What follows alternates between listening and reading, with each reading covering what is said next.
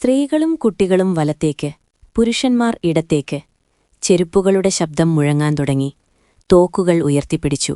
ഉത്തരവുകൾ വിളിച്ചു പറഞ്ഞു. ആളുകളുടെ നിലവിളികൾ തണുത്ത പ്രഭാതവായുവിൽ പുകപോലെ അപ്രത്യക്ഷമായി. എന്റെ പ്രായത്തിനനുസരിച്ച് ഞാൻ കുറച്ച് ഉയരമുള്ളവനായിരുന്നു. പക്ഷെ ഞാൻ വെറും 11 വയസ്സുള്ള ഒരു ബാലൻ മാത്രമായിരുന്നു. ഞാൻ അമ്മയുടെ അടുത്ത് നിന്നു. അമ്മേ, ഞാൻ നിങ്ങളോടൊപ്പം തന്നെ വരും, ഞാൻ പതുക്കെ പറഞ്ഞു. പക്ഷേ അമ്മ എന്നെ എന്റെ വലിയ സഹോദരന്മാരുടെ അടുത്തേക്ക് തള്ളിവിട്ടു. അവർ സ്വയം ഒരു തുറന്ന ട്രെയിൻ ബോഗിയിലേക്ക് നടന്നു. കണ്ണുകൾ മുന്നോട്ട്, ശരീരം നേരെ, തല ഉയർത്തി.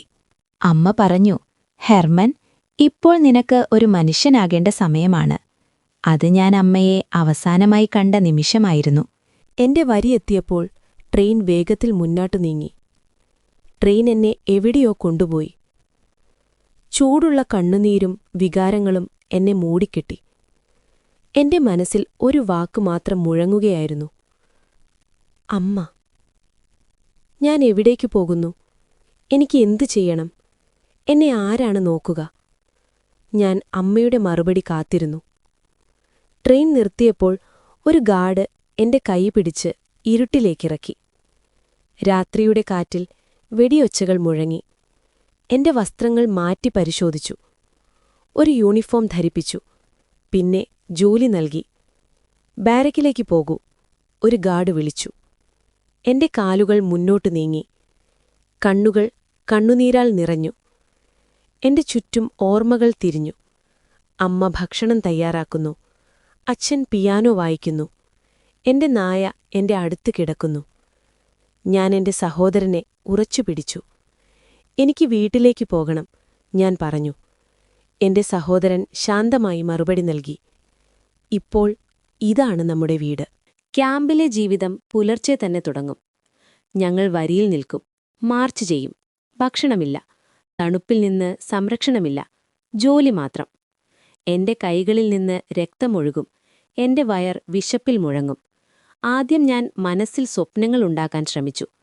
ഫാക്ടറിയിൽ ജോലി ചെയ്യുമ്പോൾ ഞാൻ വീട്ടിനടുത്തുള്ള പാർക്കിൽ കളിക്കുന്നതായി ചിന്തിക്കും.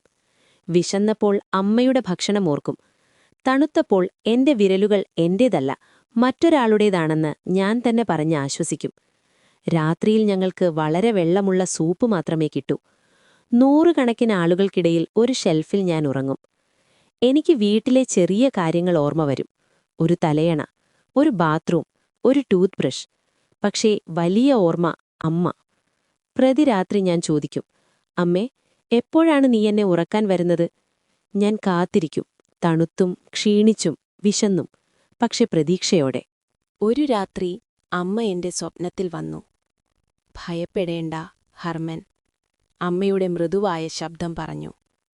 ഒരു പരിലട്ക്കി നിന്നെ രക്ഷിക്കും. 2 ദിവസത്തിനു ശേഷം അവൾ വന്നു. ഒരു പെൺകുട്ടി, ഒരു പരി പോലെ. അവൾ പ്രകാശം പോലെ തിളങ്ങുന്നവളായിരുന്നു. വേലിയുടെ മറുവശത്ത് അവൾ നിൽക്കുകയായിരുന്നു. ഞാൻ അടുത്തേക്ക് പോയി. അവൾ യഥാർത്ഥമായിരുന്നു. നിനക്ക് ഭക്ഷണമുണ്ടോ? ഞാൻ മന്ദമായി ചോദിച്ചു. അവൾ തലകുനിച്ചു. ഞങ്ങൾ കാത്തിരുന്നു. ഒരു തെറ്റായ നീക്കമുണ്ടെങ്കിൽ അത് മരണം. എന്റെ മരണം, അവളുടെ മരണം. സമയമായപ്പോൾ അവൾ വേലിക്കപ്പുറം ഒരാപ്പിൾ എറിഞ്ഞു. ഞാനത് മൃദുവായി പിടിച്ചു. നാളെ, അവൾ പതുക്കെ പറഞ്ഞു. അടുത്ത ദിവസവും അവൾ വന്നു. പിന്നെയും എല്ലാ ദിവസവും. ഓരോ ദിവസവും അവൾ കാത്തിരുന്നു. ഓരോ ദിവസവും അവൾ ഒരാപ്പിൾ എറിഞ്ഞു. ഞങ്ങൾ അധികം സംസാരിച്ചില്ല. അവളുടെ പേരെന്താണെന്ന് എനിക്കറിയില്ലായിരുന്നു. അവളൊരു ധൈര്യശാലിയായ, ദയയുള്ള കർഷക പെൺകുട്ടിയാണ് എന്നെനിക്കു മാത്രമറിയാം. യുദ്ധം നീണ്ടുനിന്നു. ദിവസങ്ങൾ കടന്നു. മാസങ്ങൾ കടന്നു. ക്യാമ്പിൽ പലരും രോഗത്തിലും വിശപ്പിലും മരിച്ചു. പക്ഷേ ആ പെൺകുട്ടി എനിക്ക് ഭക്ഷണവും പ്രതീക്ഷയും നൽകി. അവസാനം യുദ്ധം അവസാനിച്ചു. നിരവധി ആളുകൾ മരിച്ചു. പക്ഷേ ഞാൻ ജീവിച്ചു. ഞാൻ അവസാനമായി വേലിക്കരികിലേക്ക് പോയി. അവൾ അവിടെ കാത്തിരുന്നു. നീ എന്റെ പരിലട്ക്കിയാണ്, ഞാൻ പറഞ്ഞു. അവളുടെ കണ്ണിൽ നീർ തെളിഞ്ഞു. യുദ്ധത്തിനുശേഷം ഞാൻ എന്റെ സഹോദരന്മാരോടൊപ്പം ഇംഗ്ലണ്ടിലേക്ക് പോയി. ക്യാമ്പിൽ നിന്ന് മോചിതനായെങ്കിലും എന്റെ ഭൂതകാലത്തിന്റെ തടവുകാരനായിരുന്നു. യുദ്ധത്തിന്റെ ഓർമ്മകൾ, ക്യാമ്പ്, അമ്മ, എന്റെ പഴയ ജീവിതം എല്ലാം എന്റെ മനസ്സിൽ നിറഞ്ഞിരുന്നു. ഞാൻ ജോലി ചെയ്തു, പഠിച്ചു, പുതിയ ജീവിതം തുടങ്ങാൻ ശ്രമിച്ചു. പിന്നീട് ഞാൻ അമേരിക്കയിലേക്ക് പോയി, ന്യൂയോർക്കിലേക്ക്. എന്നാൽ പഴയ ഓർമ്മകൾ എന്നെ വിട്ടില്ല. ഒരു രാത്രി വീണ്ടും അമ്മ സ്വപ്നത്തിൽ വന്നു. ഭയപ്പെടേണ്ട ഹർമൻ, അവൾ പറഞ്ഞു. ഒരു പരിലടുക്കി നിന്നെ രക്ഷിക്കും. 2 ദിവസത്തിനു ശേഷം ഒരു സുഹൃത്ത് എന്നെ ഒരു വിരുന്നിലേക്ക് ക്ഷണിച്ചു. അവിടെ ഒരു പെൺകുട്ടിയുണ്ടായിരുന്നു, ഒരു നഴ്സ്, ദയയുള്ള, ബുദ്ധിമതിയായ, പച്ചക്കണ്ണുകൾ. അവളുടെ പേര് റോമ. അവൾ യുദ്ധകാലത്തെ തന്റെ ജീവിതത്തെക്കുറിച്ച് പറഞ്ഞു. കുടുംബത്തെ രക്ഷിക്കാൻ അവൾ ഒരു ഗ്രാമത്തിലെ ഫാമിൽ ജോലി ചെയ്തിരുന്നു. ആ ഗ്രാമം എനിക്ക് പരിചിതമായിരുന്നു. ഞാൻ അവിടെ ഒരു ക്യാമ്പിൽ തടവുകാരനായിരുന്നു.